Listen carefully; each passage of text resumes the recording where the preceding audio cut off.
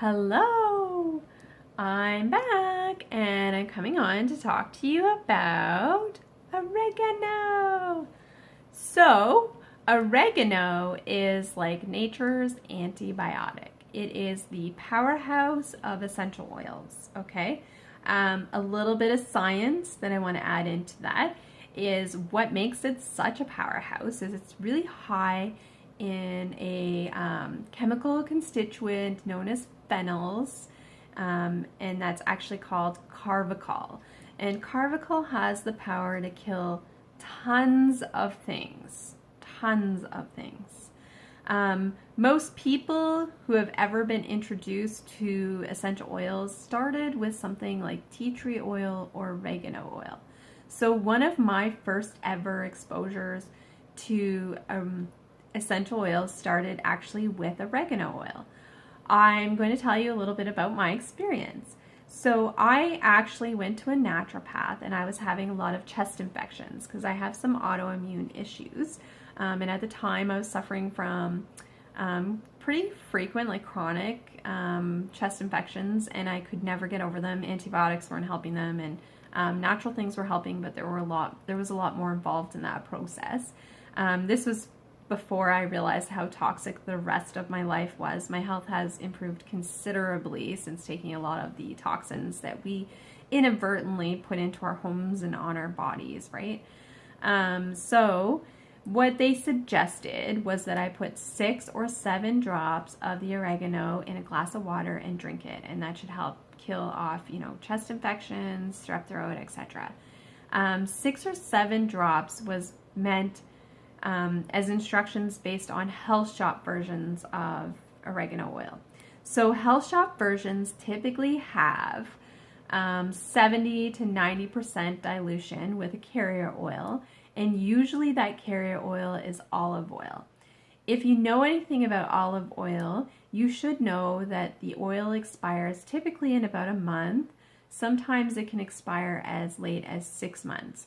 So when you buy that bottle of oregano oil that only has, 10% of actual oregano in it and the rest is olive oil, we spend a lot of money on that, first of all. So I think I spent anywhere from $20 to $30 on that 10%. That would probably equate to, I would guess, 10, maybe 20 drops of actual oregano oil for that cost. doTERRA's oregano is pure, okay? And most oreganos that you use in aromatherapy will be pure. They're not diluted with another oil. And therefore, taking 6 or 7 drops would be very dangerous. I can't recommend that you use oils internally, but I just wanted to share this story with you because I think sometimes people believe that using something natural is harmless, and it can be quite harmful if you're using the wrong natural thing. And it can be quite harmful if your naturopath doesn't know that you're using an oregano that is not already pre-diluted. Okay, so if your naturopath is giving instructions like that, it's probably best that they know that it's an undiluted oil, and likely they will tell you either not to use it that way or to use far less, like maybe 1 drop or less, okay? So that is my experience and a little safety precaution to warn you about. A little bit more about oregano. So with it being the powerhouse, what that means is that it kills everything in the body. And that's one of the most powerful pieces of this, is it's going to kill all bacteria in the body. But with it killing all bacteria, we have to remember that our gut actually contains a lot of good bacteria.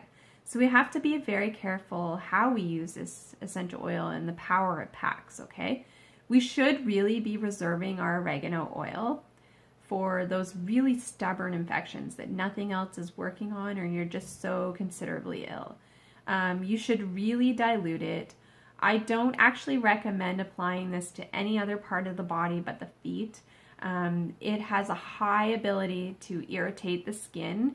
It can pretty much burn. It should always be diluted. It's not very pleasant to diffuse because it is such a strong essential oil. So if you are going to use it in a diffuser blend, I recommend just 1 drop and then pair it with something a little more pleasant. So you could pair it with like a peppermint or something, okay?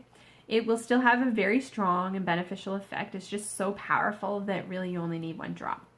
A lot of people who buy their enrollment kits and they get a 5 ml or 15 ml bottle of the oregano, that may be the only oregano that they own for like 5 years because you will use it so sparingly, but it's because it's so powerful, you reserve it for that one time. Something else isn't really working, okay? When we do use it, we need to keep our use limited to 10 days maximum because we are killing all of those positive bacteria throughout our body. So it's really important to up your probiotic intake because we have to keep our positive bacteria in a good state to keep our immune system in check. But it's also really good to limit it to that 10 days. And if you're still feeling some kind of illness or infection, oftentimes people will switch over to the alternatives to substitute would be like a thyme and lemon, because the lemon is high in the limonene and the thyme is high in thymol, which is another phenol that helps fight those infections and packs almost the same amount of power as carvacol, but just a slightly different approach. So with all that being said, that's the best way to use oregano. It does sometimes come in the roller touch bottles. I still only recommend that you apply that to your feet. It is just such a hot oil. It would be very irritating any other part of the body. When it comes to using it on children and such, if you are going to choose to use it on a child, it would have to be very, very highly diluted, and it would be used very sparingly. 10 days would feel excessive to me in a young child because their skin is thinner and they tend to absorb a little bit more than our thicker adult middle-aged skin does, okay? So that's everything I have for you about oregano. If you have any questions or comments, let me know. And that's all I've got for you for oregano. So talk to you later. Bye.